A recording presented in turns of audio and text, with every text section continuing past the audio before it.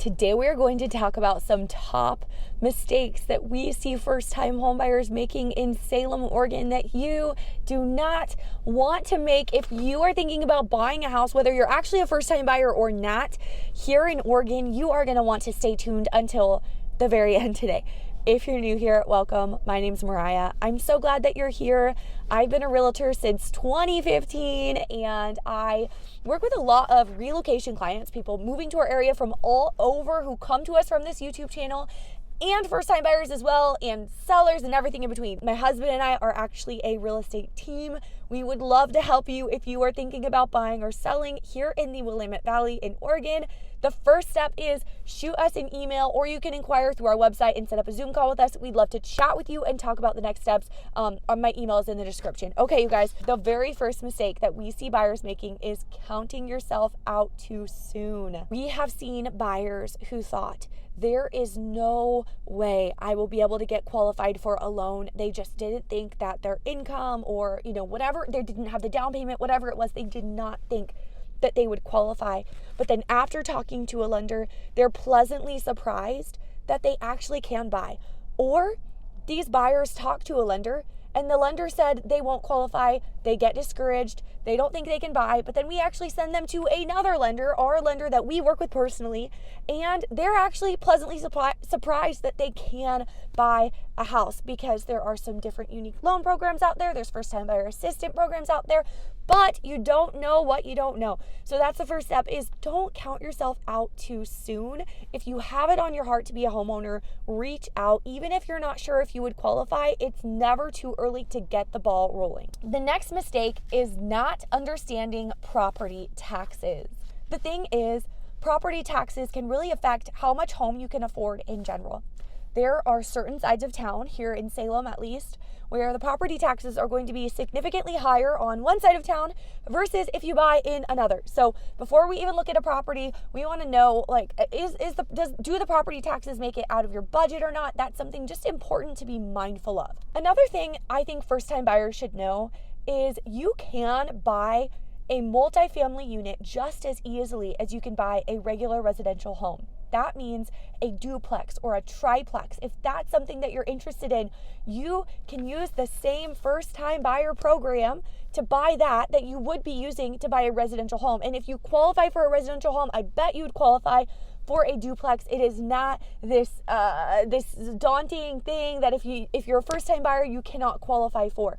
We have worked with first-time buyers over the years many times who have purchased a duplex and they lived in one half, rented the other half out, it paid for their mortgage, and they're automatically landlords, and they have something to live in for a few years, and then buy their next house or whatever they want to end up doing. It's a really great option that a lot of first-time buyers don't realize they're actually eligible for. The next mistake I see first-time buyers making is thinking they need 20% down.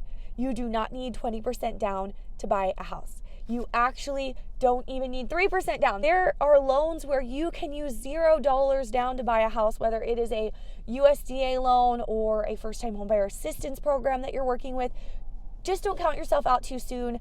You do not need 20% down to become a homeowner. The next mistake that first-time buyers make is not talking to a lender because they don't want to bother them or they think it's too soon.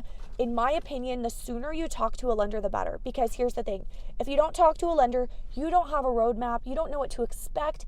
As soon as you decide it is a goal to someday buy a house, you should be speaking with a lender. They will at least give you a roadmap, a goal to aim for, an idea of how much you'll need saved at each price point with different loan programs, what your payment would look like roughly at different price points. Obviously, these things will vary as interest rates change, but it's really, really helpful to just get a roadmap and have a goal to be aiming for. The next mistake first-time buyers make is being scared away by HOAs, but also just not knowing about HOAs. So what I mean by that is don't let HOAs completely scare you away. Well, it's important to be educated on them. Know if you're looking into a property that is in an HOA community, it's important to know what are the rules. Is this something I'm willing to work with?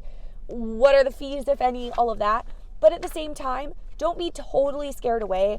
I've seen a lot of first-time buyers say something like, I don't want anything to do with a property if it's in an HOA neighborhood, but you could be missing out on a really, really great home. A lot of HOAs The rules are pretty hefty, but a lot of them, it's really not much different from any other type of neighborhood. So definitely know the HOA rules, but don't be too scared away from a property just because it has HOAs. It still might be a good fit for you. The next mistake is not realizing there are options besides just single family homes.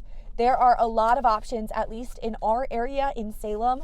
There are townhomes, there are condos, there are manufactured homes in a park, there's zero lot line homes. There's a lot of different options that might be more affordable for you besides just a regular residential home. That's totally something we can talk about if you want to talk about what some of those other options might look like on a home buyer consultation phone or Zoom call. I would love to chat with you.